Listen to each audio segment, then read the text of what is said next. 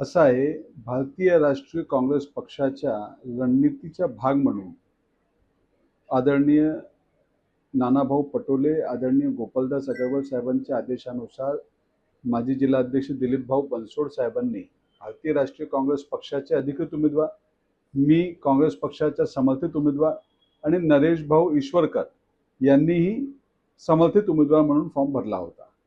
त्याच्यानंतर पक्षाची बैठक झाली विड्रॉलच्या दिवशी आणि त्या बैठकच्या नंतर जे निर्णय आला त्याच्यामध्ये असा आला की आपण सर्वांनी मिळून ईश्वरकर साहेबांना मदत करायची आणि पक्षाच्या अधिकृत उमेदवार समर्थित उमेदवार म्हणून त्यांना आपण सर्वांनी समर्थन जाहीर केलेलं आहे.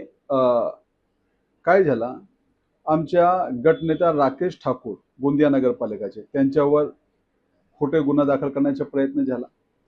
ईश्वरकर साहेब जे उमेदवार आहे त्यांच्यावर संदिग्ध महिलाच्या बलात्कार, असा कधी होऊ शकत नाही संदिग्ध महिलाच्या बलात्कार, परंतु ते गुन्हा दाखल करण्यात आला. त्याचे रेकॉर्ड्स आहे.